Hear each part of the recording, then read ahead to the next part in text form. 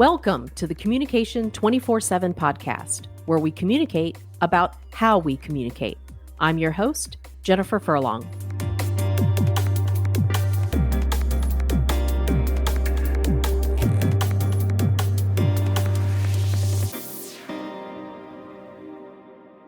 As you all know, this is where we communicate about how we communicate. And I got to tell you, this is going to be a fantastic episode. So I woke up this morning, and just like many of you, I get to my phone and I look at my Facebook feed and I realize that it's just full of back to school pictures. And all of my friends, now my own kids are grown. My son is 26, my daughter's 25. So these days are long gone for me. But I couldn't help but to feel a little nostalgic for those days. I have friends who have kids who are in elementary school, but then the ones that really stuck out to me were the ones they were posting the pictures of, this is so and so's first day of middle school or first day of high school. And oh man, just so many memories came flooding back about how awesome those years are and how exhausting those years are, how challenging those years are, even as fulfilling, as they are. There are a lot of experience that we go through with raising children. And that's why I am so incredibly happy that we have a child behavior specialist in the house today. Laura Reardon, thank you so much for being here with us. This is going to be a fantastic conversation, especially now that we're back to school. I think a lot of people are going to pay attention to this one. Hi, Jen. Thank you so much for having me on your podcast. And I'm thrilled to be here. And I love the idea of embracing, the timing of the year, because I so empathize as well with parents who have children starting. And the start of school is such a momentous time of year, I think, for all of us, but in particular for our parents with children. And as you referenced, it's our parents with children going to their first day of preschool, all the way to really parents with children going to their first day of college. Yeah. And all of those days are big. Yes. I just remember every single one of those, the emotions that just come with that, from my son, who is my oldest. I remember very distinctly his first day of kindergarten, walking him. We lived in Virginia at this time, and walking him to the front of the neighborhood where the school bus would pick them up, and watching him with his little book bag and getting onto that school bus. Fast forward to the first time helping him load things into the car to go to college. You're absolutely right. It's like those emotions never go away. And to be honest with you, even though he and my daughter, who I had the exact same emotions with her from kindergarten all the way to packing her up, to go to college, even though they're adults now, those same feelings never go away. I think as a parent, you just have to just strap yourself in and realize that this emotional roller coaster, you ain't getting off of this ride. So Well, never. oh, that's so funny. I've never heard it put that way, but I'm gonna remember that. Yeah. You don't get off this ride. Yeah, it ain't happening. But something else, I know that I have a lot of listeners who are also teachers. Mm. I'm sure that they will also appreciate this conversation because being in the classroom, they spend so much time with our children. I think the things that we will talk about today in our conversation, I think they will find helpful as well. So let's dive right on in. Why don't you, just for our listeners, introduce yourself? What's your origin story? How did you become a child behavior therapist? And why did you specifically decide to focus on emotional regulation? Because that's really what we're going to focus on today. Yes, emotional regulation. And I was first introduced to the concept of emotional regulation when I was in college at Northeastern University as a psychology major. And that's when I began to learn about emotional regulation, what it is, and the power that it has to improve our personal relationships, to improve our performance at work, and even to benefit our overall well being and health. And so, when I first graduated from college, for about 10 years, I worked in human resources, and I was able to bring my passion for emotional regulation and express it through that way. And then when I had children, I not unexpectedly became passionate about teaching the skills of emotional regulation to my children because I understood and was excited about the power of them. It's not really that skill that they teach in school. And so I really embrace the idea of teaching it in my home. But it turned out that my job as a mom was much more triggering than my job as a human resources generalist. And it turns out that I learned that the skills, the tools that were taught in the books that we read and in the classes that we went to, especially at that time, the tools of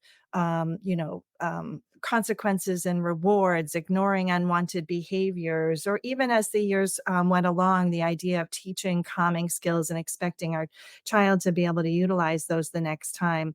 None of these skills actually built emotional regulation in our child.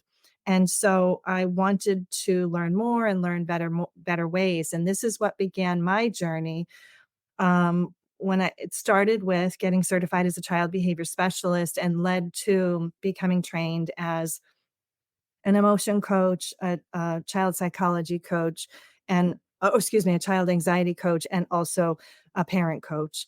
Um, and so that was the journey that led me to the work that I do today, which is I I work as an emotional regulation coach and I help parents respond to the big emotions and challenging behaviors in their home in a new way, in a way that builds the skills of emotional regulation. I am so glad to hear you talk about this in terms of skills, and building those skills. It's one of the things that I repeat over and over again as a communication specialist. I go in and I help people learn how to communicate more effectively with one another. And one area that we do focus on, of course, is emotions and, just focusing on take a moment and think about how your own emotions are impacting your ability to communicate effectively. And then in turn, try to be mindful of how their emotions are potentially impacting how they are communicating effectively with you.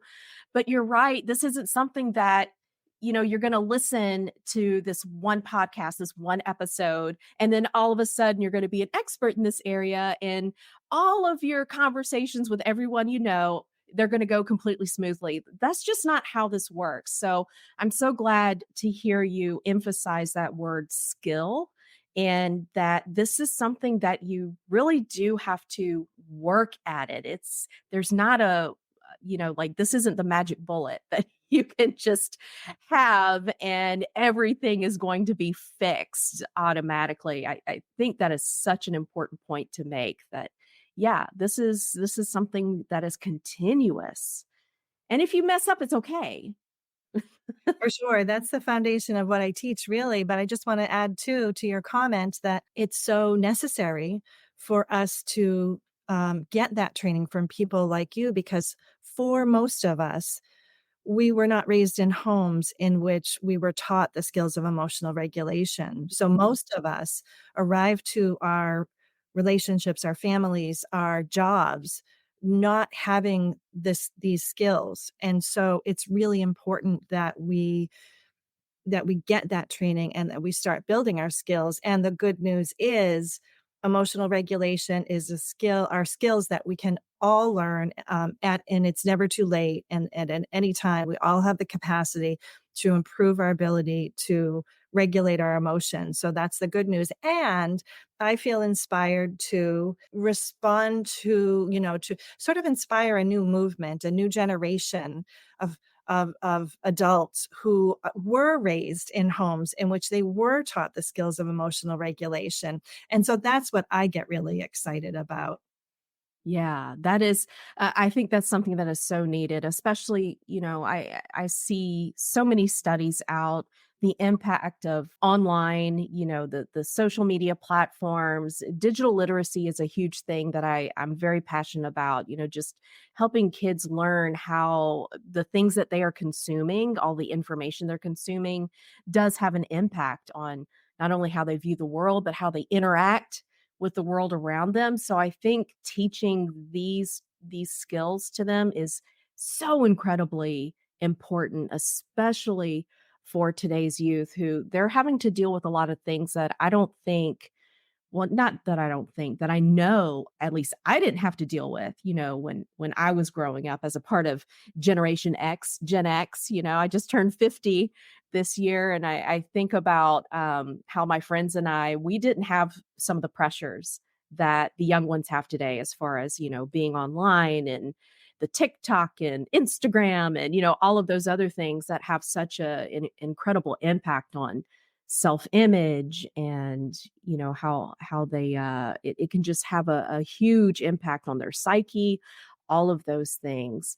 But you had mentioned parents as well, with emotional regulation and parents, and how it's not too late to learn how to do this. I'd like to focus on that for a little bit, because if, if you're a young parent especially, and you're like I was, you didn't grow up in an environment where you were taught these skills, Mhm. what are some pieces of advice that you can give?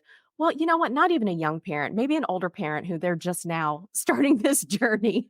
What are those conversations like that you have with parents to just help them begin this journey? Yeah, I mentioned a moment ago that it all starts with compassion, and that's the foundation of everything I teach. So that's where I like to start. I like to start with creating compassion for ourselves as parents and why it's hard for us to regulate our own emotions, and also compassion for our children and understanding why it's hard for them to regulate their emotions. So, a good starting place is a very simple definition of emotions and what is the purpose of emotions. And the purpose of emotions is to communicate information to us about our needs. So if we're experiencing comfortable emotions, our needs are being met. And if we're experiencing uncomfortable emotions, our needs are not being met. My definition of emotional regulation is the ability to be with our feelings, the comfortable ones and the uncomfortable ones, and respond in ways that allow us to stay with that feeling, be present with it, and respond with curiosity for, hmm, what is this feeling telling me about my unmet need? So that's a very logical and practical way of responding to our feelings in a really effective way. But the reason that's so challenging for us as human beings is because of the way our nervous system unconsciously affects our behavior. And so what happens is that when we're feeling comfortable emotions, we are emotionally regulated, and we are able to, excuse me, respond in those effective ways. But when we feel uncomfortable emotions, we can feel overwhelmed by them, and we can feel scared. And when we feel overwhelmed and scared, it can trigger our fight, flight, or freeze response. And so, what happens is instead of responding in effective ways, we respond in ineffective ways. We respond in defensive ways because of our automatic and unconscious reaction to these emotions that we're experiencing. And so instead of being able to stay present with our emotions and respond with curiosity to what our needs are and how we can meet those in effective ways, we respond by lashing out or shutting down. And what happens is that instead of creating, instead of getting our needs met, we are responding in ways that, in fact, don't get our needs met. So that's why it makes sense that managing our emotions are so challenging, even as adults who have a fully developed brain. Again, as adults, we can also have additional compassion for ourselves by acknowledging that many of us were raised in homes in which emotional regulation was not taught. And so that makes it really challenging. And what makes it really challenging for our kids is the part of our brain that helps us to regulate our emotions is the prefrontal cortex. And that doesn't even really begin to develop until age 4 or 5. And it's not fully developed until we're closer to age 30. And so it develops slowly over a long period of time. And so for all of these reasons, again, we can start with from that place of compassion for why responding to our emotions in effective ways is really challenging. There's so much in what you just said, and I know a lot of the listeners are going to have a sigh of relief. No, okay, so you're telling me there's nothing wrong with me? Nothing at This all. is absolutely normal that I'm Human having, this type of beings. response? Yeah, human beings that evolved with the primary goal of keeping ourselves safe. Yeah, yeah, it totally makes sense, and you're right that that logical part of the brain, because I've been there and I still get there to this day. The something happens and you get triggered by it, and it's really, really easy to just immediately have that response. So, how do you take? What is that first step that you can take? Now, I know what I have learned to do. When I'm having a difficult conversation, or maybe someone says something that I begin to cringe because they're saying something. I've learned a couple of things that I can do, kind of step away for a moment and kind of gather my thoughts before I respond. I don't react to things. I respond to things now.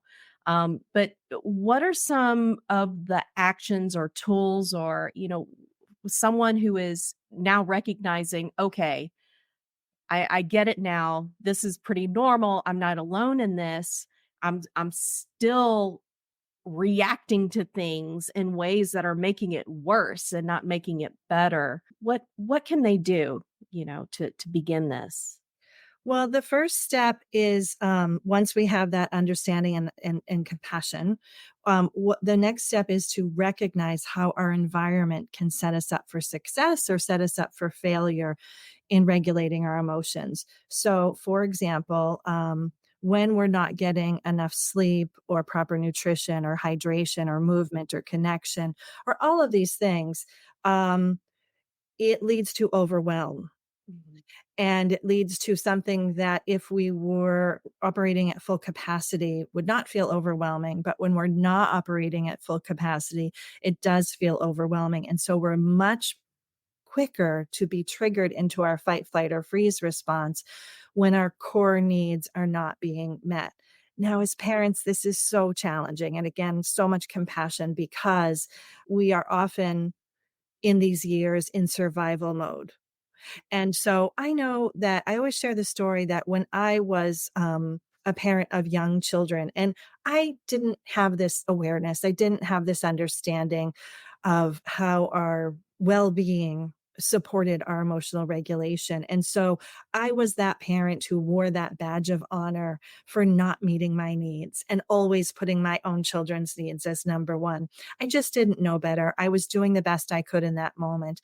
And now for today's generation, in many ways, it's gone to the opposite end of the spectrum because they're hearing these messages and now they're understanding the importance of, meeting their needs as a important component of being able to act as the best parent they can and to support their emotional regulation. And it can feel like just one more thing on their to-do list when they're already in survival mode and just barely getting through the day. Now, of course, everyone's individual circumstances are different. And for some of us, we have the ability to create places to meet our well-being, to support our well-being more easily than others. And so I always say if the only self-care that you can provide yourself in a day is compassion, then that is really valuable. You know, at the end of the day, when our head hits the pillow, and we all do this, oh, it was on my to-do list to meditate. It was on my to-do list to get out and go for a walk. It was on my to-do list to do this. And we somehow get through the day and everything else happened except those things. And Mhm. so we can go to compassion. I did my best today, and doing our best is always good enough. Listening to you say that, it just makes me think of, even though I don't have kids, in the home anymore, it's easy for me to still fall into that. "Oh, I meant to go for that walk. Oh, I meant to do that. I meant to do."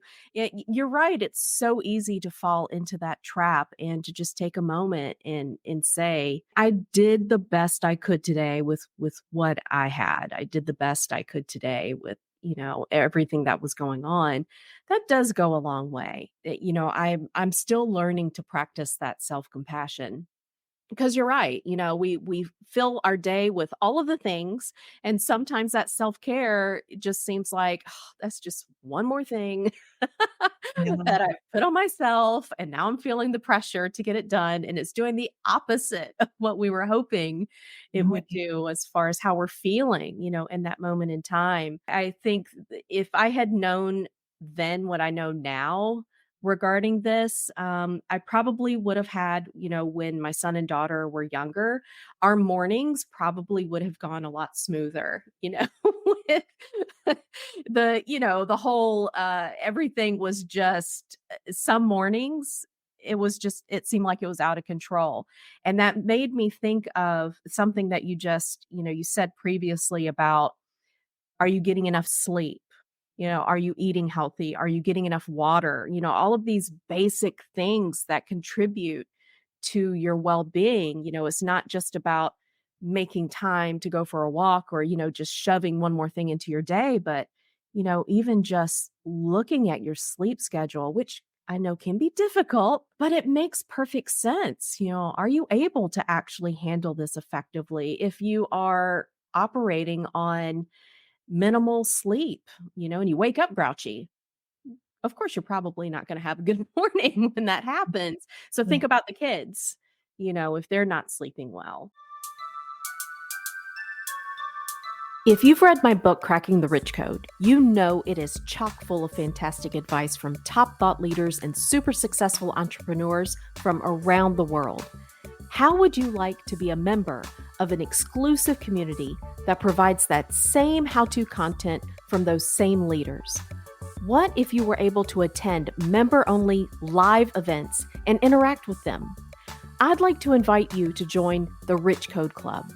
It will change the way you think about yourself, your money, and your life. It's the only social media platform purely focused on helping you grow. Join the Rich Code Club today for free by clicking on the link in the show notes.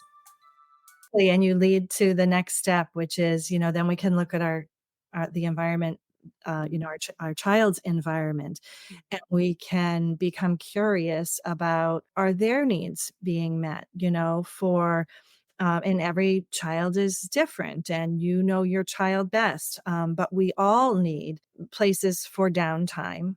And for children, that can really look like play, especially for our very young children. And play, creating unstructured playtime, not the going to art class, not the going to sports. Unstructured playtime is one of the most important things that we can be sure to create space for in our child's day, because that does so many important things, including helping them to work things out that have been going on for them. And it also supports the development of the prefrontal cortex. And so we want to look at things like play, like for ourselves, we want to look at things like their sleep. That's probably the number one thing that I'll ask a parent about when we first talk and they're experiencing a challenge in their home is, what does sleep look like for your child and how much sleep are they getting? Because that's such an important foundation to our ability to regulate our emotions. For some of our kids, they really like to be on the go, go, go. And as a culture, as parents, we are often, very scheduled in terms of, the activities going on after school. So again, we just want to have an awareness of creating balance for structured time as well as unstructured time. There's endless ways that we can support their environment. Even the way that we communicate with them is a way that we can create an environment that supports their well-being. There's so many effective ways that we can communicate with our child. For example, when we want them to do all of those simple things, especially for our young children, put on your shoes, wash your hands, get in the car. This can be such a daily challenge for parents. But when we learn some creative ways to communicate that set us all up for success, for example, children aren't particularly good at doing what they're supposed to do, but they're so good at having fun.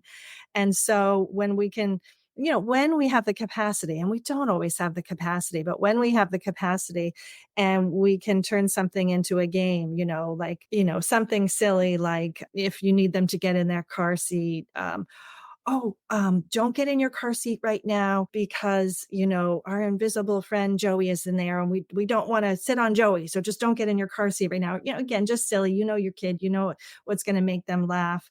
Or our kids also love to know the answers to questions. So we can, instead of turn a request into a question, oh, what is it that we put on next? Or again, silliness, oh, time to put your shoes on your head. And again, all of these things seem so silly to us, but they're so effective with our children and they love it. And it turns, it just really supports cooperation. So when we learn effective ways to communicate with our children, it can really also support and set everybody up for success in regulating their emotions. Yeah, I love that. You're really talking about getting on their level and trying to see it through their eyes and think about in this moment, what is going to make this a little more fun for them? Or, how can I get them to understand this in a certain way? And you're allowed to have fun with it. I think sometimes, like you said earlier, we're in survival mode. And Mm. sometimes when we're stuck in that survival mode, we forget to laugh. We forget that if little Joey wants to wear cowboy boots with his shorts, instead of his tennis shoes, it's not the end of the world. I Right. mean, like, okay, so he's wearing cowboy boots with his shorts, that's perfectly fine. I think sometimes maybe we do get stuck in that cycle of just wanting everything to be the way we think it is supposed to be or the way it should be, and we lose sight of just going on this ride and having fun with it, and yeah, not taking it too seriously all the time. Do you run into parents who have kind of lost sight of that side of things? Oh, I think we all lose sight of that side Yeah, of things. absolutely. Yeah. How could we not in the day to day, that we need to, the routines that we need to get through every day, I I still have this memory and I don't know why I remember this, but when I had my second child, I remember saying to my husband, "Oh my gosh, when we need to go upstairs, I will just be able to pick her up and walk up the stairs." And it reminds me of how challenging it could be to get my child to get up the stairs. And it Yep, I remember those days Yeah, too. and it reminds me of another fun tip because a lot of times we use, racing as another strategy to, make something fun and engage our child in a way that gets their attention. But that can be tricky because if it turns into siblings racing each other and then it gets them up the stairs, but by the time they're up the stairs, they're then in a fight because one person won and one person lost. So another trick we can use there is have them race us and Ah, have us be the person that they beat. And then it makes them a team against me. And then that just kind of creates all good because they get to feel like they won and then they're connecting over they both won and there's no bad guy. who doesn't wanna be able to beat their parents at something, right? Right. I Everybody do wants. remember, just, you sharing that story about going up the stairs. It reminded me, one time many, many years ago, I don't even remember what it was that my son was mad at me about something, and he was maybe 5 years old at the time, and I remember he was standing at the bottom of the stairs, and I told him to go upstairs, and he's like he starts just going up the stairs, stomping his little feet, and he stops halfway up and looks at me. "I don't like you very much." And then he turns around and keeps walking up the stairs. And I had to take a moment to stop myself from laughing out loud because it was so funny the way I mean, and I think in his little brain, he truly meant it at that time because I was making him do something that he didn't wanna do. I'm sure it was probably bedtime or Yeah. something like that, but, I just think that's a fun memory for me because it does remind me that, when I talk to younger parents that, they're gonna say things and they're not even gonna remember it the next day. So, try your best to not take it too seriously, too much to heart. My son telling me, "I don't like you very much." By the next day, he didn't remember it. He was over it. And so, I think that's an important lesson that I had learned just to, yeah, be able to laugh at some of those things, laugh some of those things off because he was just in the moment and he got over it. He ended up getting over it. Actually such a fantastic example to go to then what is the next step? And that's, well, how do we respond in the moment?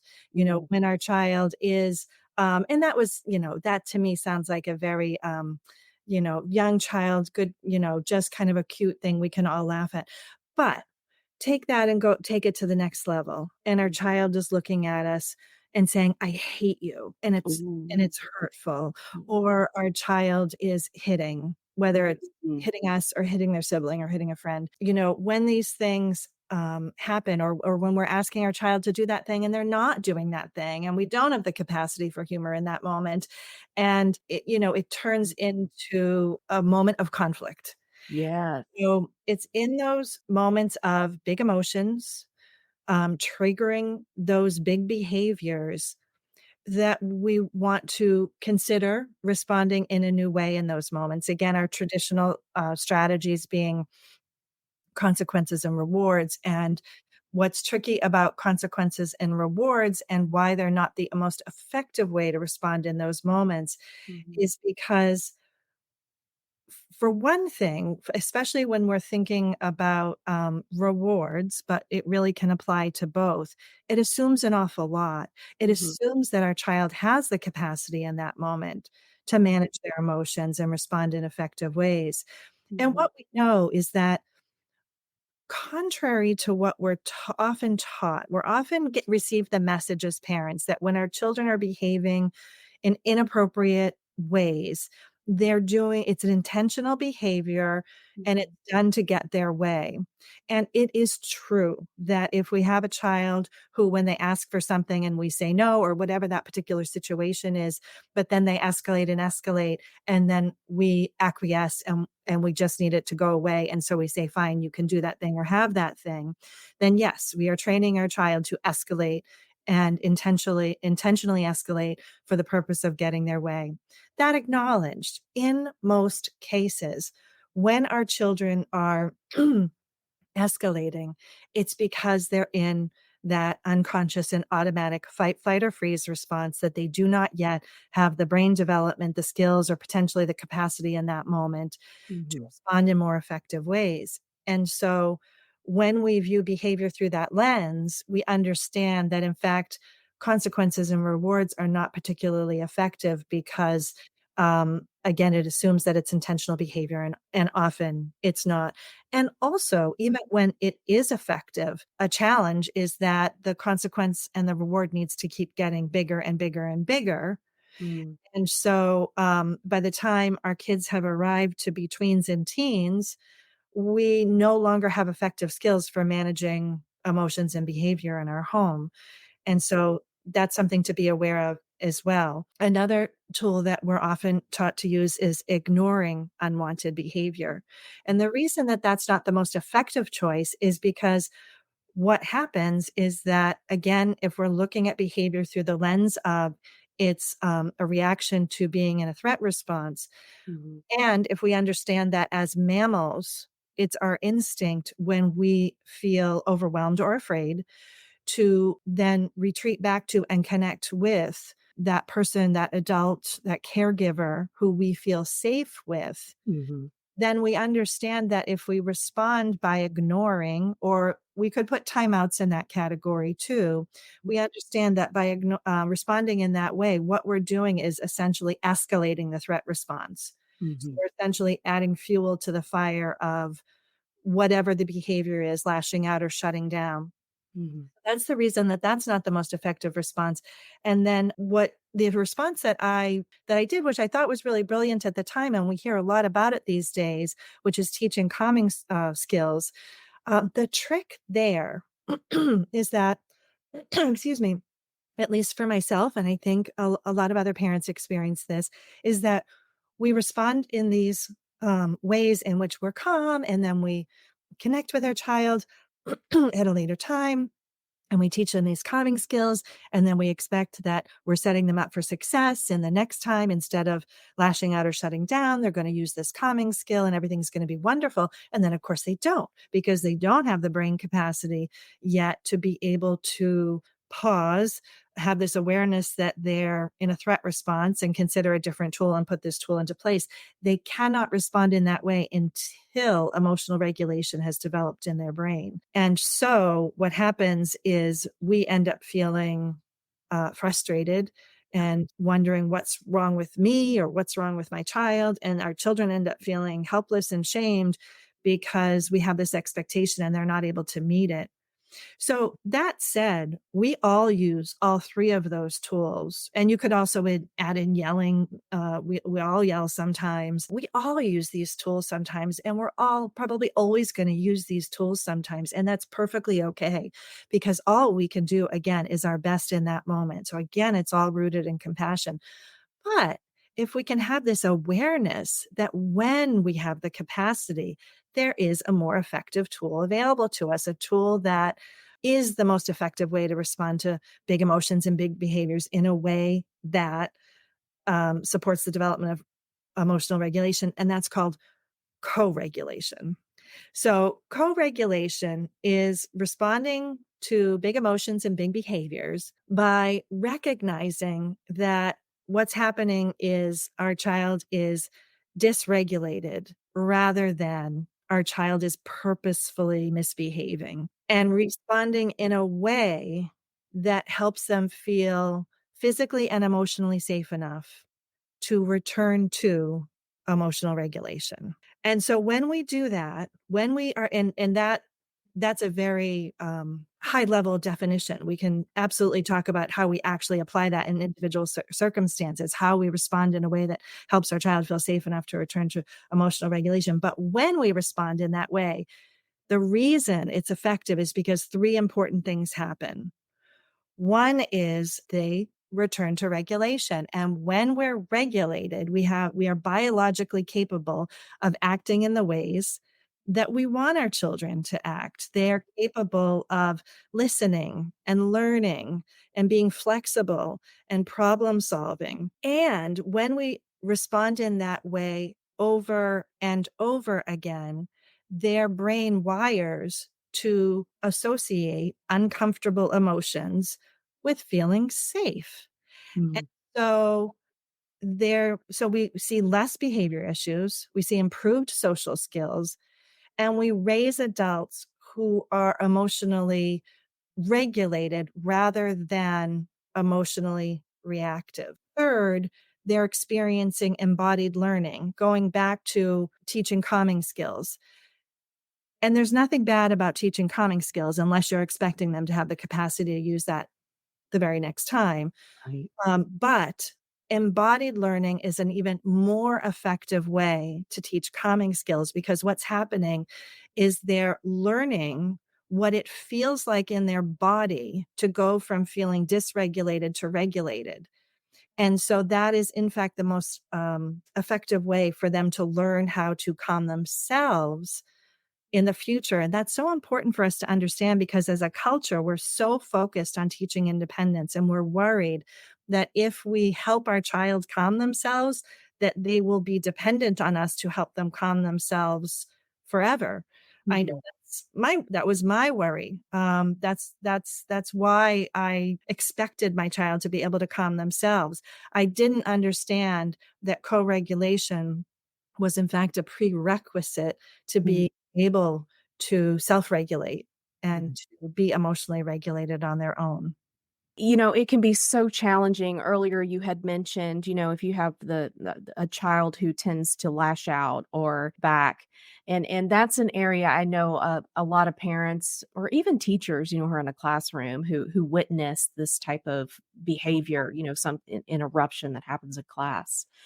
I never had that experience with my kids, like hitting me back or hitting a teacher or anything like that, picking fights.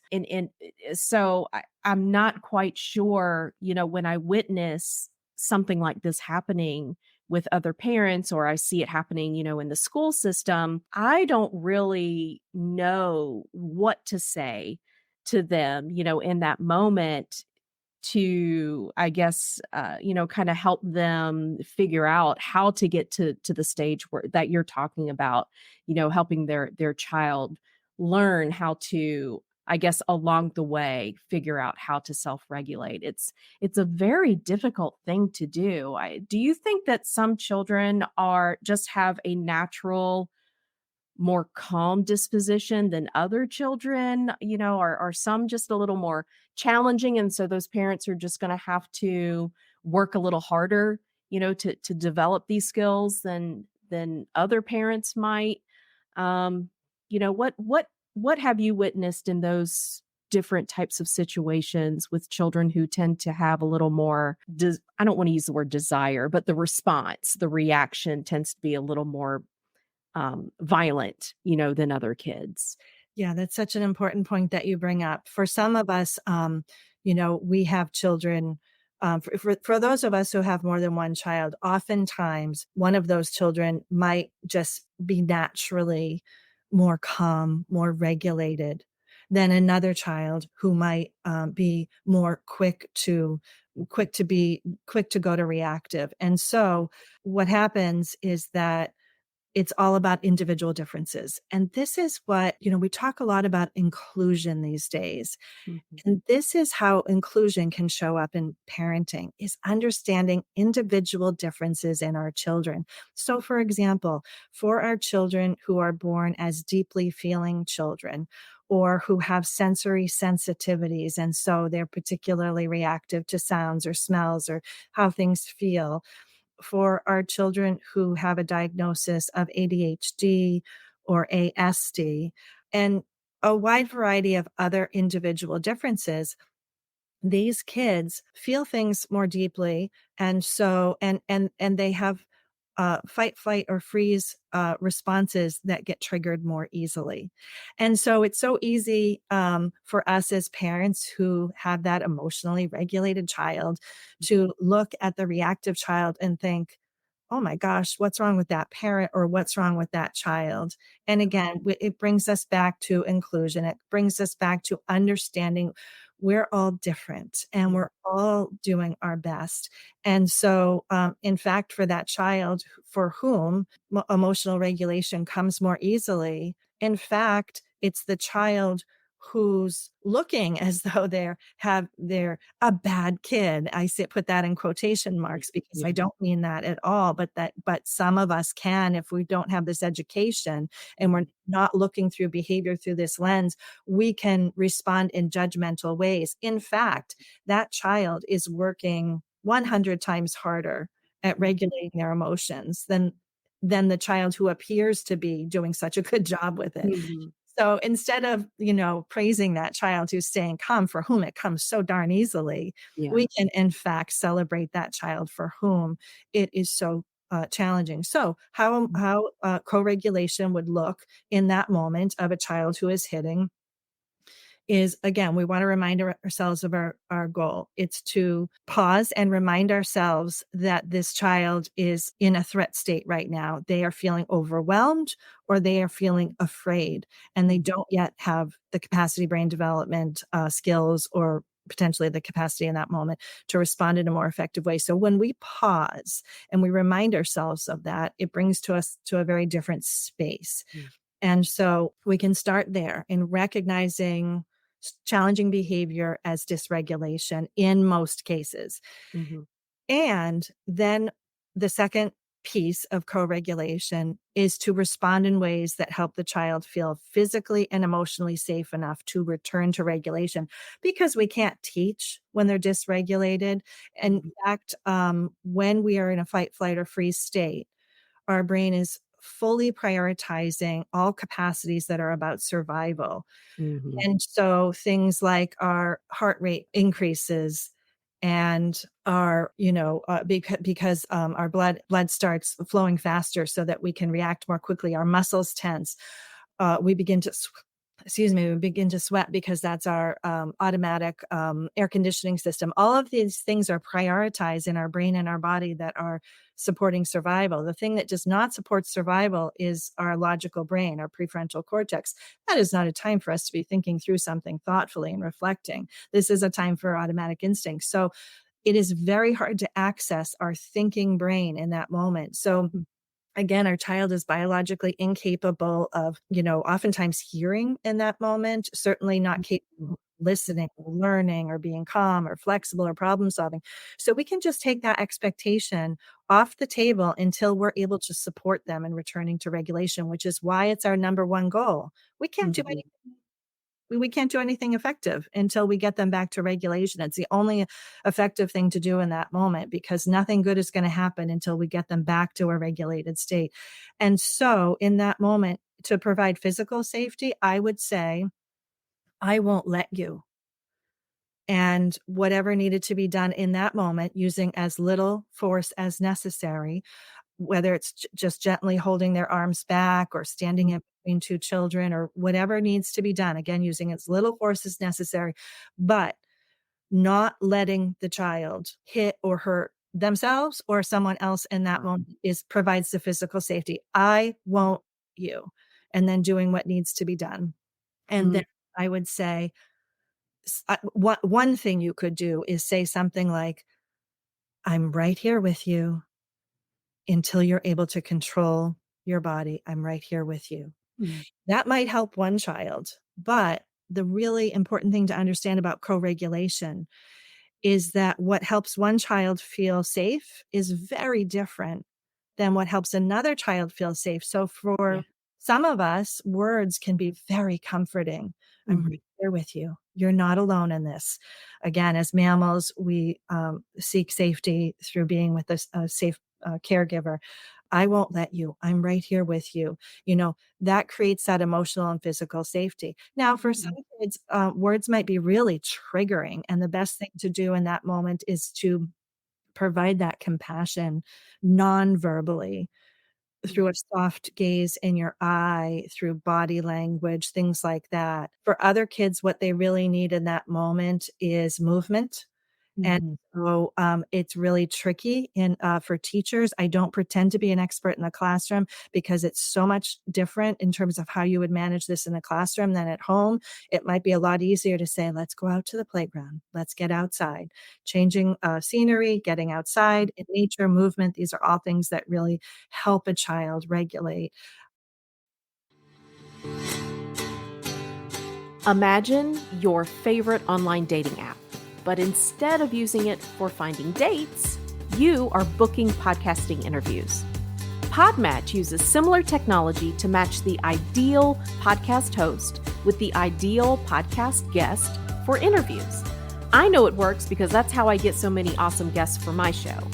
I used to spend hours scouring my social media channels, hoping to be able to find just one reliable guest for my show. Now I simply log into Podmatch and let the program do all the work. It really is just that easy. And if you are a podcaster looking for compatible guests, or you are a guest looking to be on a reputable podcast, sign up for Podmatch today by clicking on the link in the show notes. My mom was a teacher all her life. And so I have such tremendous respect for teachers and the classroom. And I think it's so valuable for them to consider behavior through this lens, and also so challenging for them to figure out ways that they can implement these new ways in a classroom. There are ways that they can do it, but it can be a different challenge than the way we do it in a home. Oh, So yeah. Like you had mentioned, just recognizing in this emotional state, maybe the child does need to just be able to go outside, on the playground and just run it out, or whatever it is that, just kind of get that out in that moment in time because they're just not able to self-regulate. But it can be challenging because if you're the only teacher in the classroom and you've got a classroom full of like 40, 50 kids in some cases, because they're just so overpopulated in the classrooms and in some of these school systems. So really to be able to have the support from the school system itself, and have a teacher assistant or someone who's accessible. If you understand that you have a child who might need that extra step to be able to learn this, then or to get to that state, that would really help that one teacher out. But yeah, you're right, they are just it's they're sometimes in challenging. a difficult position. Yeah. Yeah, there's ways to get creative in a classroom. For example, those big balls that children can sit on and Mm, bounce up and down, because yeah. of course, in most cases, there wouldn't be the flexibility to Mhm, allow that child the opportunity to get outside and run around the playground in mhm, that particular moment. And so a bouncy ball can help. For some children, they're feeling really their senses are completely overwhelmed. Being in a classroom can be really overwhelming. mhm, For some children, what a beautiful experience, all these colors and posters and things to look at. And for our kids who have sensory sensitivities, particularly visually, for example, that can be a really overwhelming space. And so when they're in a moment where something's challenging, and their capacity is lower because they're in this space that is challenging their senses and ability to manage that. And so then something happens and they're more easily triggered. We can create, just like we can at home, we can create quiet spaces in a mhm. classroom.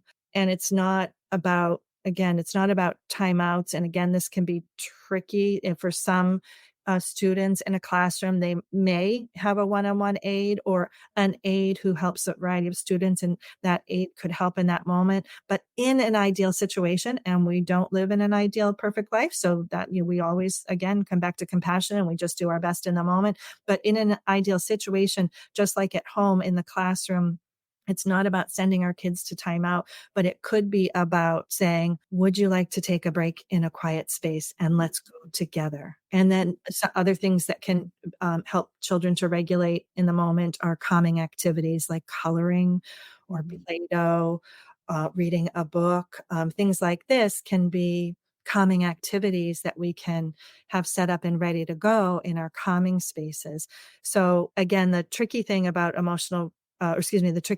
co-regulation is that it really does require us to experiment and get to know our child, whether that child is our student or whether that child, is our child. We need to get to know them as individuals and what helps them calm in that moment. Yeah.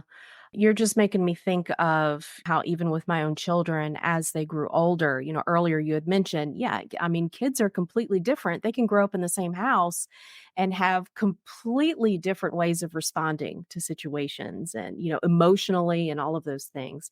My kids were smaller. My son was the one who was constantly on the go, bouncing off the walls, just nonstop motor running. And it was just so incredibly challenging, being a mom of a young boy who just wanted to get into everything. And I to this day, I can't believe he didn't break any bones when he was growing up because he had no self awareness of you just put yourself in a very dangerous position climbing all the way to the top of that tree. And my daughter was the opposite. She just was very calm and soft spoken and night and day, but as they got older, they hit middle school, and it seemed like their personalities just completely switched. She started going through the hormonal changes, emotional roller coaster was happening, and then he seemed to calm down. And so by the time, they were teenagers, it was like, wow, there was like this flip that happened. And so I think it's, helpful the things that you have said regarding taking a moment and recognizing what is happening with your child and look through that lens of compassion, just because it is possible for them to change. Well, they will change over time. What might work when they were little kids, as they get older and the hormones are hitting and their challenges at school get much different, they're probably going to react in different ways. And so I think listening to what you have talked about today is so incredibly for parents, regardless of whatever stage their child is in, they're going to have to be able to take that moment and look at it through a lens of compassion. Are, Yeah. are there any other tools that you would recommend for parents as they're recognizing that shift? Yes, and before I go on to that next piece, I would just add that, you're so right to recognize that this way of responding to behavior is something that can transition from our very young children all the way through to our teenagers.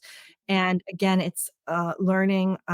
It just starts with that viewing behavior through this lens. But let's say our teenager or our tween walks into the room or comes in from school or whatever it is, and just starts speaking to us in a really disrespectful way. Mm, Again, it's about holding boundaries together with, in the same way that we held that boundary for the boundary for the child who was hitting. It's about holding boundaries while also recognizing that child is not intentionally acting badly, but just in a really overwhelmed state where they mm, don't have the ability to respond in a more effective way. So we can respond by saying, "Hey, not okay to talk to me that way, mhm, but I can see you had a really bad day. What's mhm, going on? How can mm, I help?"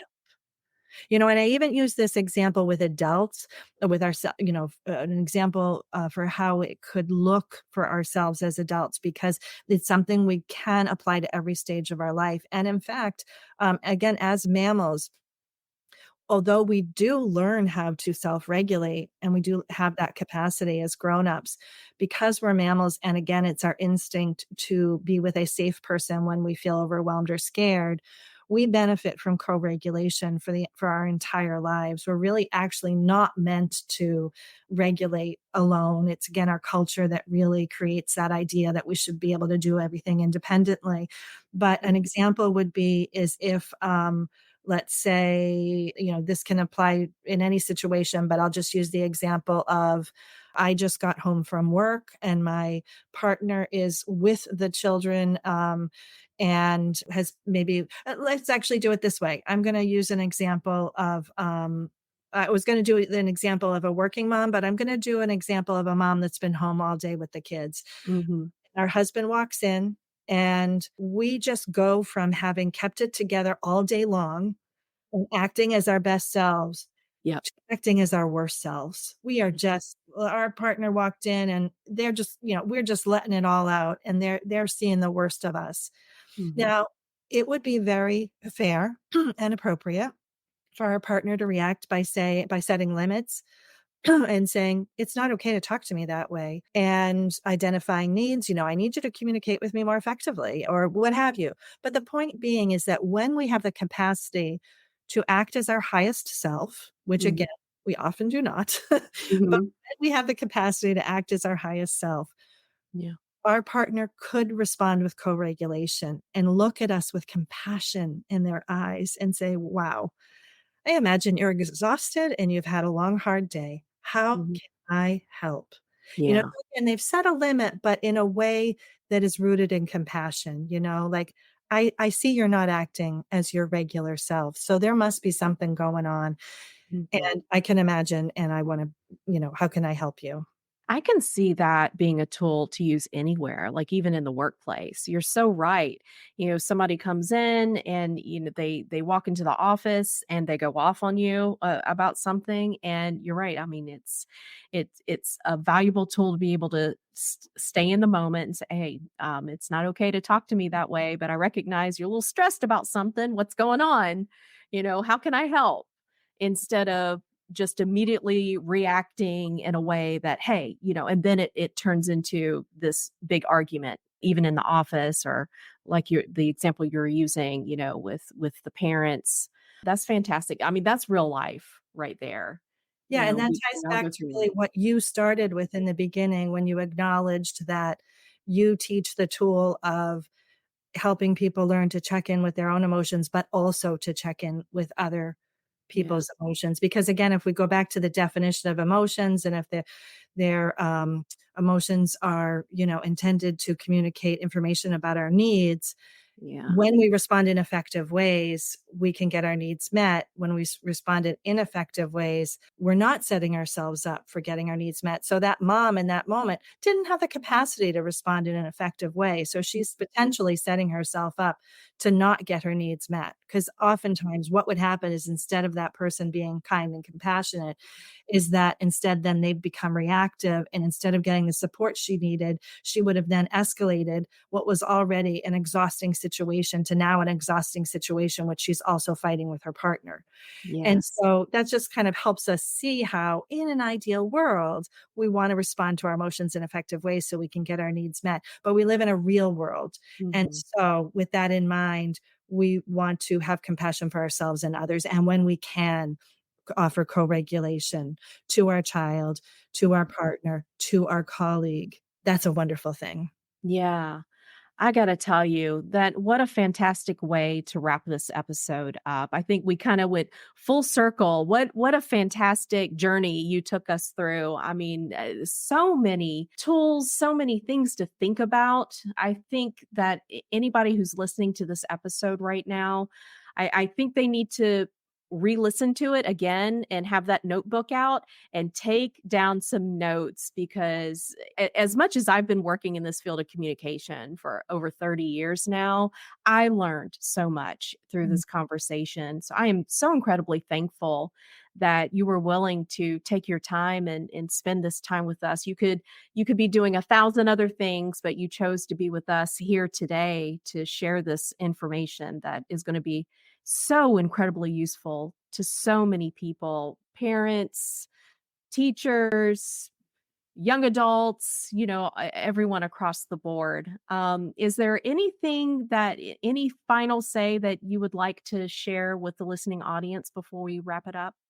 Yeah, I mean, I guess I would just say that if this is something, if what you're hearing resonates with you, then the next step is to understand that in order to be able to co regulate in the moment, you need to first regulate yourself in the moment.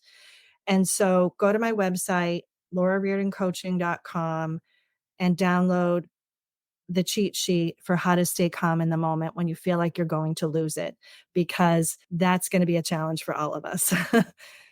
Fantastic. I'll make sure to put that link in the show notes for everyone to be able to access that.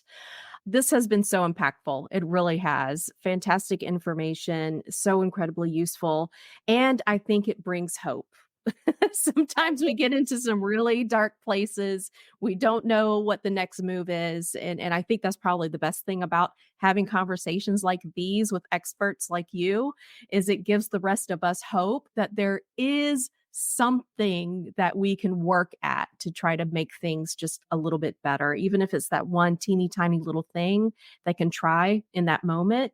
It'll help to make things better, and that's a good thing, something to be able to look forward to and to hope. I hope so. I really hope so that people receive it in this way. I know it can feel overwhelming to, consider a new way of responding, but I just really hope that if somebody takes nothing else from this conversation, if they bring with them again that new lens from Mhm. which to look at our own behavior through and to look at our children's behavior through, that's enough to make a really important change. Fantastic. All right. Thanks again, Laura, for spending your time with us. Thank you for having me. All right, everyone. I hope you found this episode useful. I know I did, learned so much. I thank you for spending your time with us today because you as well could be doing 1,000 other things besides listening to this episode. So I hope that you did find some value in it. And I hope you also have a wonderful rest of your day. You all take care now. Bye.